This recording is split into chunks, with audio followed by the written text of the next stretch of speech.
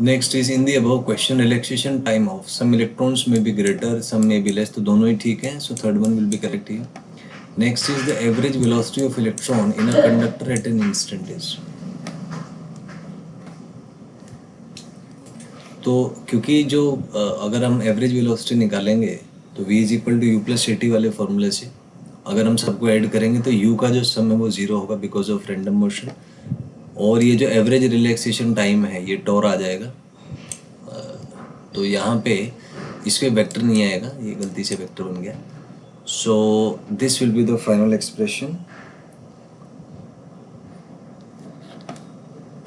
So first one will be correct over here. Next is the presence of an external electric field. On an average, the electrons move with a velocity which is time dependent, which is तो लगभग constant एक velocity से move करते हैं, which is time independent. तो ये लगभग constant होता है तो independent of time आएगा, तो second आ जाएगा. Next है because of the drift there is a no transport of charge. इसमें कह सकते हैं नेट ट्रांसपोर्ट ऑफ चार्ज होता है across any area perpendicular to a, तो सेकंड आ जाएगा इसमें. नेक्स्ट है consider current flowing in conductor, v d is the drift velocity, then in d t distance travelled is, तो ये वेलोसिटी इनटू टाइम से आ जाएगा, first one will be correct. Next is number density is in the number of electrons crossing the cross section area is, तो इसमें v d into T length आ गया, area से multiply की दिया volume, और एन नंबर डेंसिटी मतलब number of electrons per unit volume, तो N को वॉल्यूम से आप मल्टीप्लाई कर दीजिए तो ये नंबर ऑफ इलेक्ट्रॉन्स आ जाएंगे जो किसी क्रॉस सेक्शन एरिया को पास कर रहे हैं. So first one will be correct over here. Next is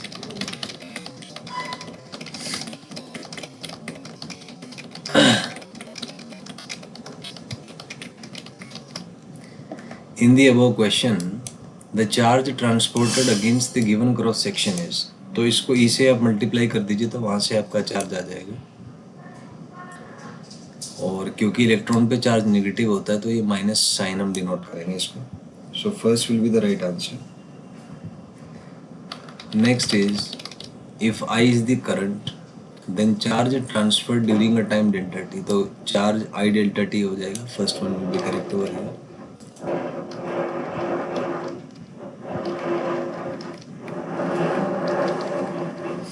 next is current density is, so current density होता है करंट पर यूनिट एरिया, तो इसको अगर आप सॉल्व करेंगे तो ये फर्स्ट इक्वेशन से आपका आ जाएगा. Next is conductivity is,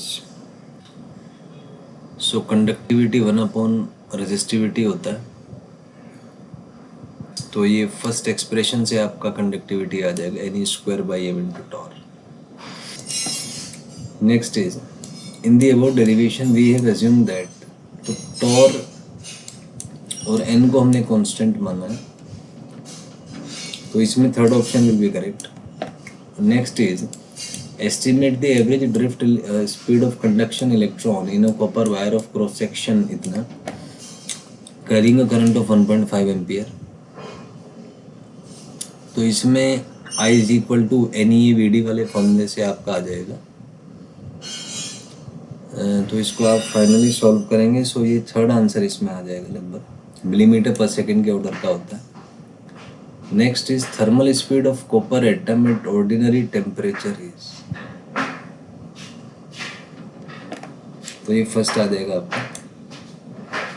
next is ratio of drift speed of electron in copper wire and the thermal speed of copper atom, तो इन दोनों का आप रेशियो लेंगे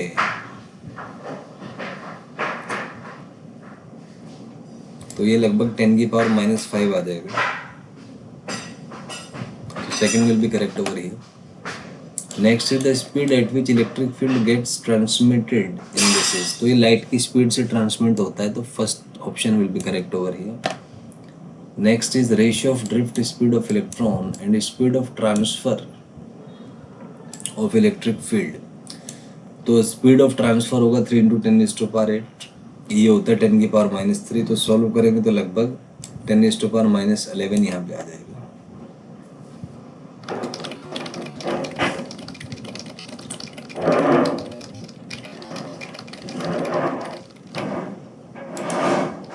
next is drift speed of electrons is mm per second, then how is current establish. तो electric field की वजह से होता है, जो लाइट की स्पीड से चलता है, तो फर्स्ट इसमें आ जाएगा। Next is free electrons in a conductor are accelerated by electric field but why they move with drift velocity. So it's because of the collision.